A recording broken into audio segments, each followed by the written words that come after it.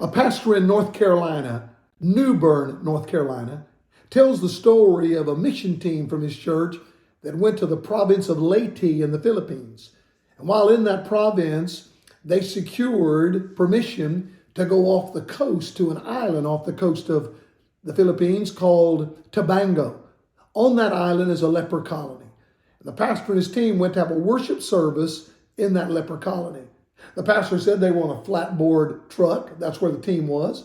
The lepers were sitting out there and they were praising Jesus before he got up to preach. Right before the pastor got up to preach, the worship leader said, "Do we have any request for a song?"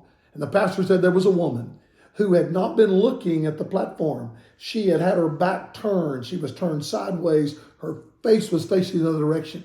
The pastor said when she turned, it was the most hideous face he had ever seen. Leprosy had eaten her lips, her nose, and her ears. The pastor said that woman raised an arm that had a club. Her fingers were gone. Raised a club up and said, "I have a request. Could we sing Count Your Many Blessings?" You know that great old hymn, don't you? When upon life's billows you are tempest tossed. When you are discouraged, thinking all is lost. Count your many blessings, name them one by one. And it'll surprise you what the Lord has done. I like to say it will amaze you what the Lord has done. After the service, the worship leader said to the pastor, "Pastor, I suppose you'll never sing that song again, will you?" And the pastor said, "No, I'll sing it again. I'll just never sing it the same way again." It's so easy to complain. The devil wants us to focus on our few burdens rather than our thousands and thousands of multiplied blessings. And I pray during this Thanksgiving season, and I pray that on Thanksgiving Day, you count your many blessings. Paul said we are commanded to do it. 1 Thessalonians 5:18 says that in everything, not some things, not a few things, not if you're having a good day, Paul says in everything give thanks, for this is the will of God in Christ Jesus concerning you. So as you gather with your loved ones on this Thanksgiving, pray that you'll count your blessings, not just Thanksgiving Day, but every day. Name them one by one, for God is blessed. I have so much to be thankful for. I thank God for you. You stepped up and helped us so much this year because of some unusual physical disabilities that came up out of nowhere. I was forced to cancel 4 months of revival meetings. Many of you helped us financially. You prayed for us. You sent us cards and letters and encouraging text, and I'm so grateful. Been doing good, been back on the road since the first week of August, and we're almost coming to the end of our year, but God used you to help get us through this year. So I'm thankful for you. I'm also thankful that our ministry, under the leadership of my son Jonathan, is beginning Power Life again, our Power Life student camp.